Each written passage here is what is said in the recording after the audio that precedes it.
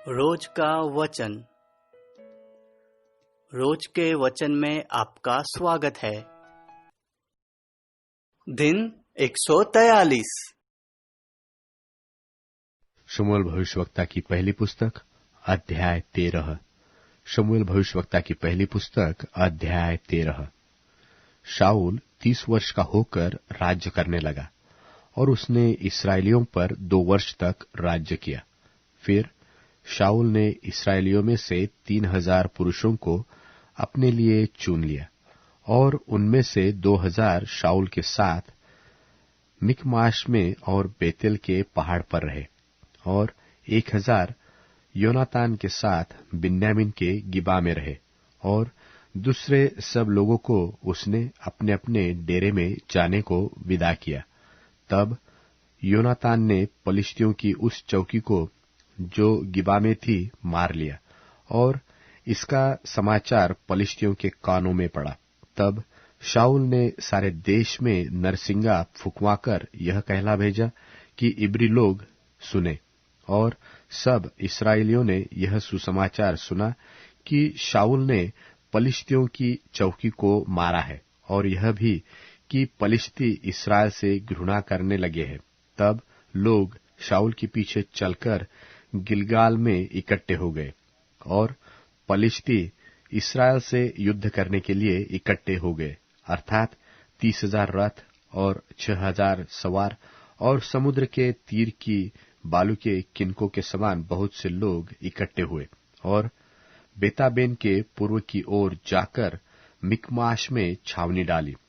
जब इस्राएली पुरुषों ने देखा कि हम सकेती में पड़े हैं और सचमुच लोग संकट में पड़े थे, तब वे लोग गुफाओं, झाड़ियों, चट्टानों, गढ़ियों और गड्ढों में जा छिपे और कितने इब्री यरदन पार होकर गाद और गिलाद के देशों में चले गए, परंतु शाऊल गिलगाल ही में रहा और सब लोग थरथराते हुए उसके पीछे हो लिए।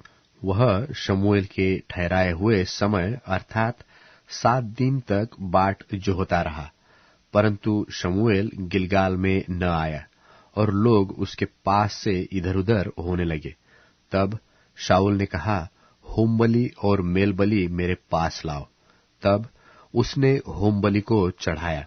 जो ही वह होमबलि को चढ़ा चुका तो क्या देखता है कि शमूएल आ पहुंचा और शाऊल उससे मिलने और नमस्कार करने को निकला। शमूएल ने पूछा, तूने क्या किया? शाऊल ने कहा, जब मैंने देखा कि लोग मेरे पास से इधर उधर हो चले हैं और तू ठहराए हुए दिनों के भीतर नहीं आया और पलिश्ती मिकमाश में इकट्ठे हुए हैं, तब मैंने सोचा कि पलिश्ती गिलगाल में मुझ पर कभी आ पड़ेंगे और मैंने यहोवा से विनती भी नहीं की है, सो मैंने अपनी इच्छा न रहते भी होमबलि चढ़ाया। शमूएल ने शाऊल से कहा, तूने मूर्खता का काम किया है। तूने अपने परमेश्वर यहोवा की आज्ञा को नहीं माना, नहीं तो यहोवा तेरा राज्य इस्राएलियों के ऊपर सदा स्थिर रखता, परंतु अब तेरा राज्य बना न रहेगा। यहोवा ने अपने लिए एक ऐसे पुरुष को ढूंढ लिया है जो उसके मन के अनुसार है और यहोवा ने उसी को अपनी प्रजा पर प्रधान होने को ठहराया है, क्योंकि तूने यहोवा की आज्ञा को नहीं माना। तब शमूएल चल निकला और गिलगाल से बिन्यामीन के गिबा को गया और शाऊल ने अपने साथ के लोगों को गिनकर कोई 600 पाए और शाऊल और उसका पुत्र योनातान और जो लोग उसके साथ थे वे बिन्यामीन के गिबा में रहे और पलिश्ती मिकमाश में डेरे डाले पड़े रहे और पलिश्तियों की छावनी से नाश करने वाले 3 दल बांध कर निकले। एक दल ने शुआल नाम देश की ओर फिर के ओपरा का मार्ग लिया, एक और दल ने मुड़कर बेथोरोन का मार्ग लिया और एक और दल ने मुड़कर उस देश का मार्ग लिया जो सबोइम नाम तराई की ओर जंगल की तरफ है। और इस्राएल के पूरे देश में लोहार कहीं नहीं मिलता था, क्योंकि पलिश्तियों ने कहा था कि इब्री तलवार व भाला बनाने न पाए, इसलिए सब इस्राएली अपने अपने हल की फली और भाले और कुल्हाड़ी और हंसुआ तेज करने के लिए पलिश्तियों के पास जाते थे, परंतु उनके हंसू, फलों की खेती के त्रिशूलों और कुल्हाड़ियों की धारे और पैनों की नोकें ठीक करने के लिए वे रेती रखते थे। सो युद्ध के दिन शाऊल और योनातान के साथियों में से किसी के पास न तो तलवार थी और न भाला, वे केवल शाऊल और उसके पुत्र योनातान के पास रहे। और पलिश्तियों की चौकी के सिपाही निकलकर मिकमाश की घाटी को गए।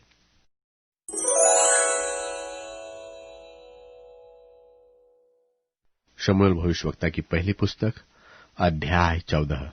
शमूएल भविष्यवक्ता की पहली पुस्तक अध्याय 14। एक दिन शाऊल के पुत्र योनातान ने अपने पिता से बिना कुछ कहे अपने हथियार ढोने वाले जवान से कहा, आ, हम उस पलिश्तियों की चौकी के पास चले। शाऊल तो गिबा के सिरे पर मिग्रोन में के अनार के पेड़ के तले टिका हुआ था और उसके संग के लोग कोई 600 थे। और एली जो शिलो में यहोवा का याजक था, उसके पुत्र पिनहास का पोता और इकाबोद के भाई अहीतूब का पुत्र अहिय्याह भी एपोद पहने हुए संग था, परंतु उन लोगों को मालूम न था कि योनातान चला गया है। उन घाटियों के बीच में जिनमें से होकर योनातान पलिश्तियों की चौकी को जाना चाहता था, दोनों अलंगों पर एक एक नोकीली चट्टान थी। एक चट्टान का नाम तो बोसेस और दूसरी का नाम सेने था। एक चट्टान तो उत्तर की ओर मिकमाश के सामने और दूसरी दक्षिण की ओर गेबा के सामने खड़ी थी।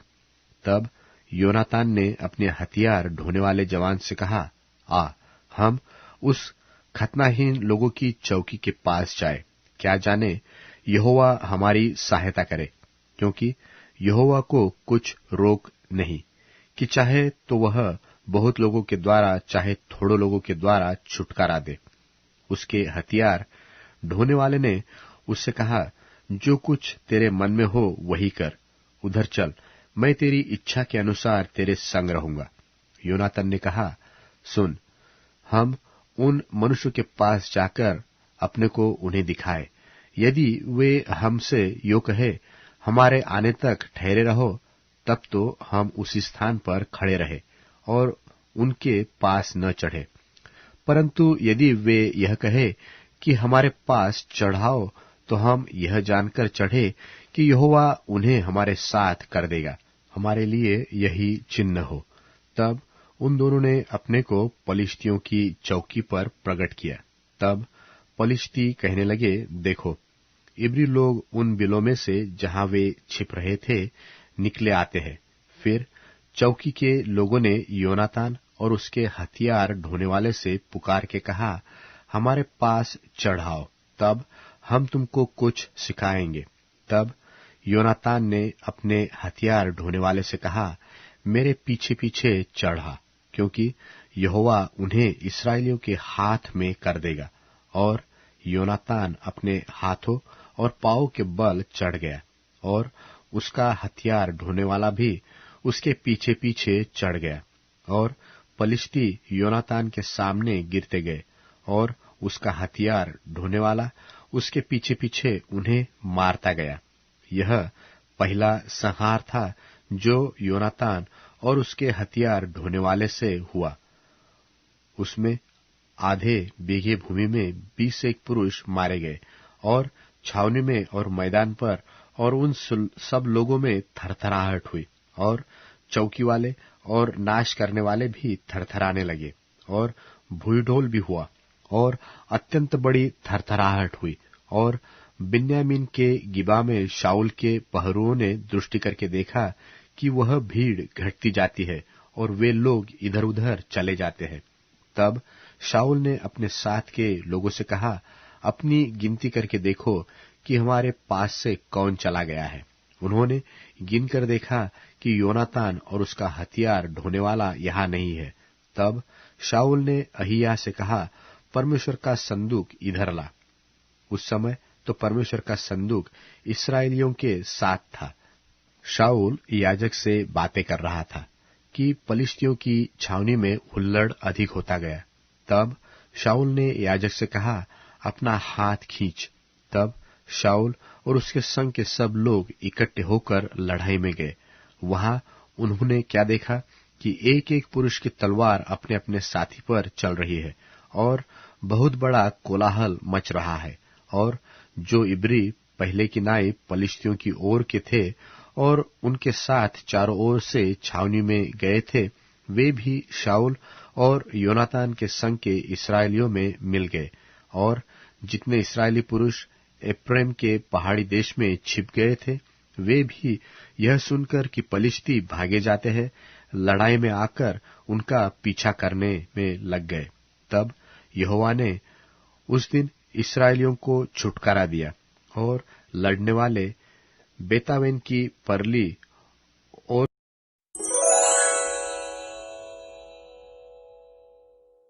मैं तुम सब के विषय में नहीं कहता, जिन्हें मैंने चुन लिया है उन्हें मैं जानता हूं, परंतु ऐसा इसलिए हुआ कि पवित्र शास्त्र की ये बात पूरी हो कि जो मेरी रोटी खाता है उसी ने मुझ पर लात उठाई।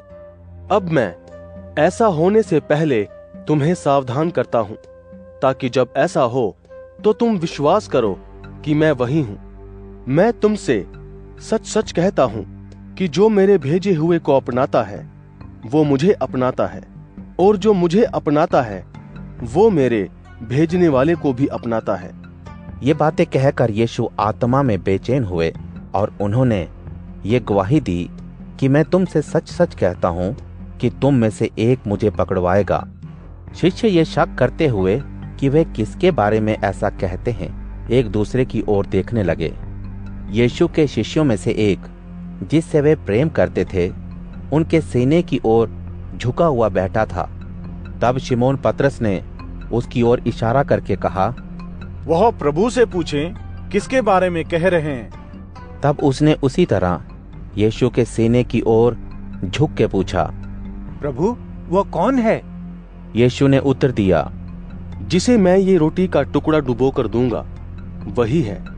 तब उन्होंने टुकड़ा डुबोकर शिमोन के पुत्र यहूदा इस्करियोती को दिया। टुकड़ा लेते ही शैतान उसमें समा गया। तब यीशु ने उससे कहा, जो तुम करते हो जल्दी करो। परंतु बैठने वालों में से किसी ने ना जाना कि उन्होंने ये बात उससे किस लिए कही।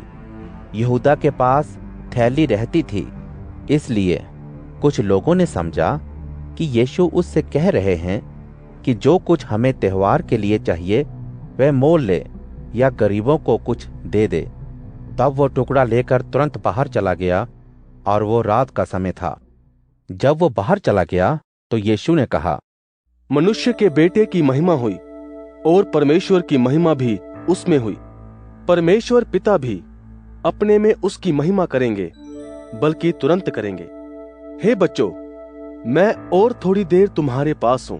तुम मुझे ढूंढोगे, और जैसा मैंने यहूदियों से कहा, जहां मैं जाता हूं वहां तुम नहीं आ सकते, वैसे ही मैं अब तुमसे भी कहता हूं। मैं तुम्हें एक नई आज्ञा देता हूं कि एक दूसरे से प्रेम रखो। जैसा मैंने तुमसे प्रेम रखा है, वैसा ही तुम भी एक दूसरे से प्रेम रखो। यदि आपस में प्रेम रखोगे तो इसी के द्वारा सब जानेंगे कि तुम मेरे शिष्य हो। शिमोन पतरस ने उनसे कहा, प्रभु आप कहाँ जाते हैं? यीशु ने उत्तर दिया, जहां मैं जाता हूं वहां अभी तुम मेरे पीछे आ नहीं सकते, परंतु इसके बाद मेरे पीछे आओगे। पतरस ने उनसे कहा, हे प्रभु, मैं अभी आपके पीछे क्यों नहीं आ सकता? मैं तो आपके लिए अपनी जान तक दे दूंगा। यीशु ने उत्तर दिया, क्या तुम मेरे लिए अपनी जान दोगे? मैं तुमसे सच सच कहता हूं कि मुर्गे के बांग देने के पहले तुम 3 बार मेरा इनकार करोगे।